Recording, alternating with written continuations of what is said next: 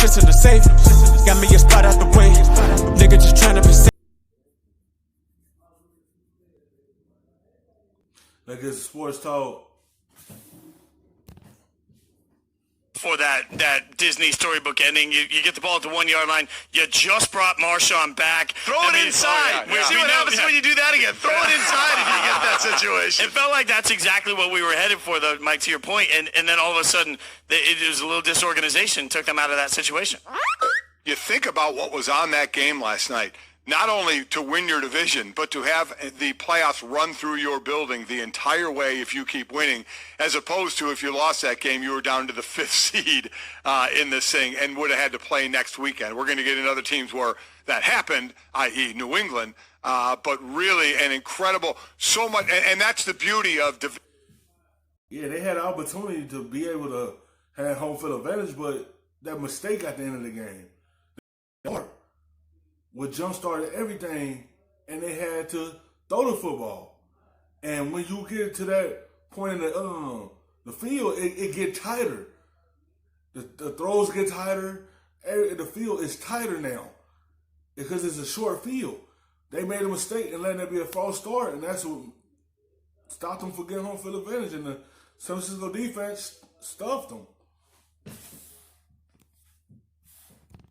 Division matchups. You know, when they started doing that, I don't remember when they started doing that, how many years ago. The division matchups. Putting in all week division 17. matchups in. Oh, yeah, that was, I think 4 or 5 years ago. it Brilliant was move. one of the greatest brilliant things to do. Yeah. Well, and yeah, I went to a sports bar yesterday, and it was amazing to be in the late afternoon games on week 17 and walk in and have the place be absolutely jam-packed because everybody, there was so much on the line yesterday. Yesterday was also, though, a big moment for Jimmy G. Like, I feel like for as much as we talked about Garoppolo needing to have his moments as a quarterback, and is he a franchise quarterback? All the questions we've had about the 49ers, we constantly want to lay at the feet of Jimmy Garoppolo. Well, he went in and had an incredibly efficient game, played really well, and yet again this year, gets a statement win as a quarterback. So the yeah buts, as I keep saying, on Jimmy G are erased as they go. I watched that game. Jimmy G made tight throws and tight windows. Windows was this little, but he fit them in there.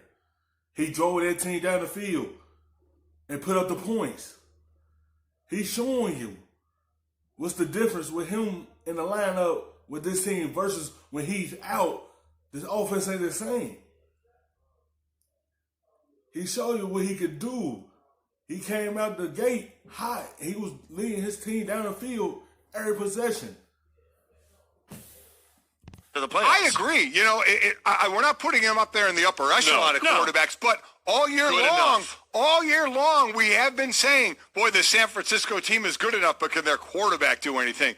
Jimmy G has proven, listen, last night he was, 22 or 18 to 22, just 285. 4 incompletions, 45, no touchdowns, no interceptions, either. You know, for the year, 27 touchdowns, 13 interceptions, threw for almost 4,000 yards. He turned out to be a guy that you can count on. Yeah. Maybe not, as I said, not the upper echelon guy, but a guy you can count on. I think he's absolutely answered questions. Look, this team ran for 128 yards. Raheem Mostert, by the way. How about that? Or is they... He didn't even throw a touchdown or no picks. He just led his team down the field to be able to be in a position to put up points, and that's what he did.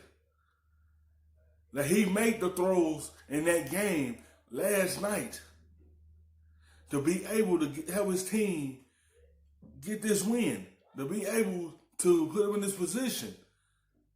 People been saying all year, he's been showing you at moments that he can lead this team.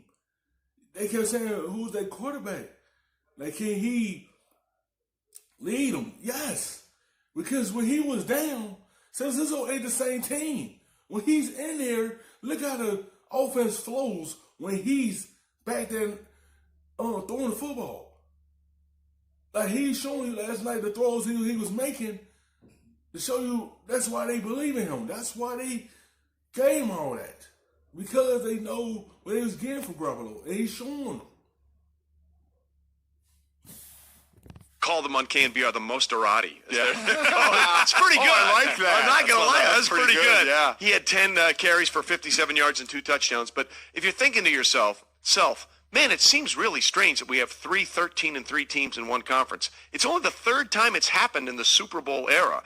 In 1999, you had 3 teams in the AFC, the Titans, the Jaguars, and the Colts. And in 2011, it was the Packers, the Saints, and who am I missing?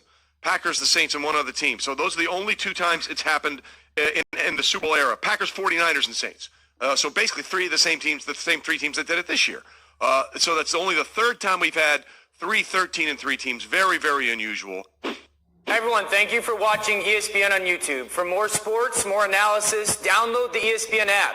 And for live streaming sports and premium content, subscribe. For the little baby to rub, nigga, I gotta be safe.